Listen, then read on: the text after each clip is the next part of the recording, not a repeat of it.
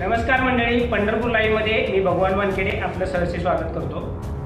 मंडळी, संपूर्ण महाराष्ट्रात चर्चा आहे ती माळशिरस विधानसभा मतदारसंघातील मार्कडवाडी या गावाची।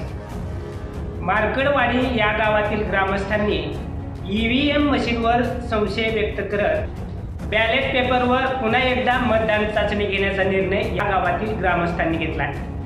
आज सकाळी 8 वाजता या गावातील ग्रामस्थांकडून बॅलेट पेपरवर मतदान होणार होतं, परंतु प्रशासनाने जमावबंदीचं कलम लागू केल्यामुळे हे मतदान स्थगित करण्यात आले।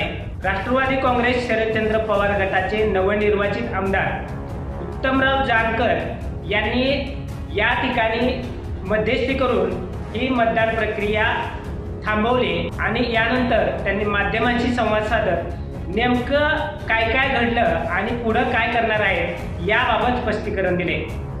बघा नेमकं नवनिर्वाचित आमदार उत्तम जानकर काय म्हणाले ते। प्रशासनाबरोबर चर्चा सुरुवातीला केली। पोलीस प्रशासनानं त्या ठिकाणी तुम्ही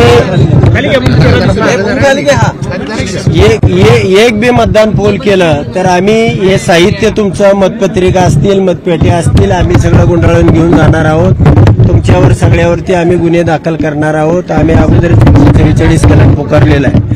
आता या प्रशासनाच्या भूमिके संबंधी सगळ्या गावकऱ्यांशी या ठिकाणी चर्चा करण्यात आली। गावकऱ्यांचं म्हणणं असं आहे की जर मतदानच करू देत नसतील ते आपण पेट्या धरून ठेवणार आणि ते हिसकावून घेतील, यामध्ये गोंधळ उडेल आणि त्याची झटापट होईल आणि झटापटीमध्ये लोक निघून जातील। जी मतदानाची प्रक्रिया आहे किमान 1500 मतदान तरी पोल होण्याशिवाय या ठिकाणचा रिझल्ट येऊ शकत नाही आणि ते 1500 मतदान या ठिकाणी मला होणार होतं, परंतु प्रशासनाच्या या भूमिकेमुळे या ठिकाणी मतदानच करू द्यायचं नाही आणि साहित्य घेऊन जायचं हा पोलिसांनी इथं सगळा केलेला प्लॅन आहे।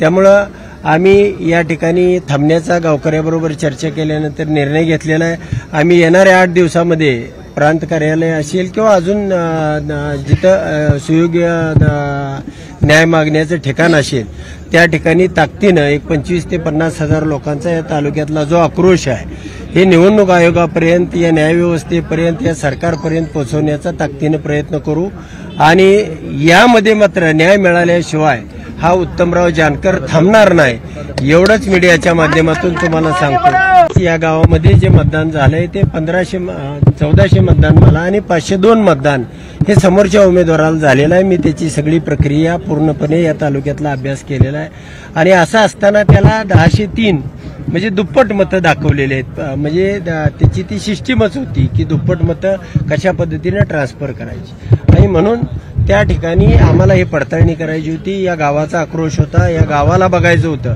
की कोणत्याही परिस्थितीमध्ये आम्ही दिलेलं मत हे ईव्हीएम मधून उत्तमराव जानकरला न जाता दुसऱ्याला का गेलं आणि त्याची पडताळणी करण्यासाठी खरं तर शासनानं ही सहकार्याची भूमिका घ्यायला पाहिजे होती, प्रशासनानं घ्यायला पाहिजे होती, पोलिसांनी घ्यायला पाहिजे होती, परंतु प्रांताने जमावबंदीचे आदेश काढले, तहसीलदारने ही निवडणूक प्रक्रिया घेता येणार नाही अशा पद्धतीचे आदेश काढले आणि पोलिसांनी या ठिकाणी तुमचं साहित्य सगळं आम्ही तुम्ही एक मत टाका, तुम्ही मत टाकल्याबरोबर आम्ही तुमचं साहित्य घेऊन जाणार आणि त्या ठिकाणी नक्कीच सरकार घाबरतंय की ही प्रक्रिया होऊ देत नाही आणि मग तुम्हाला न्याय मागायचा कसा, ही साधी प्रक्रिया होती आणि या साध्या प्रक्रियेतनं तुम्हाला सगळे उमेदवार महाराष्ट्रातले असतील सरकार असेल ते सगळ्याच्या पुढे चित्र जाणार होतं। तुम्ही सगळ्या चॅनलची मीडिया या ठिकाणी तुमच्या समक्ष लाईव्ह पद्धतीनं मतदान होणार होतं आणि प्रशासनानं जर हे मतदान करू दिलं असतं तर हे चित्र महाराष्ट्राच्या समोर यावं यासाठी मी रात्र झोपून या ठिकाणी या लोकांना आधार देण्यासाठी या लोकांना एक विश्वास देण्यासाठी मी रात्रभर या चटईवरती झोपलो होतो। सगळं गाव 1000 लोक झोपले होते पण 1000तले लोक आता पोलीस असल्यामुळे 300-400 लोक या ठिकाणी आहेत, बाकीचे लोक यायला तयार नाहीत आणि जर आले तर या ठिकाणी पोलिसाबरोबर झटापट करणं, मुलं शाळेमध्ये जाणं आणि त्यातून जो रिझल्ट आहे मला जो 1500 मतं पोलिंग झाल्याशिवाय निघत नाही तो घेता येत नाही, म्हणून या ठिकाणी थांबण्याचा निर्णय गावकऱ्याबरोबर चर्चा करून आम्ही घेतला।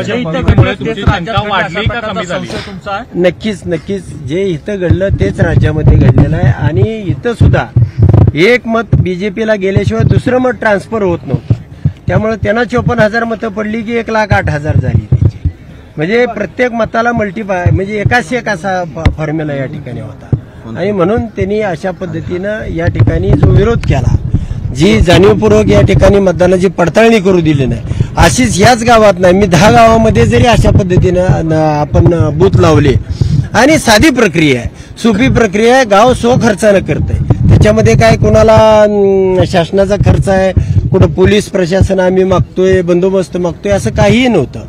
परंतु प्रशासनाने या ठिकाणी अडवणूक केलेली आहे.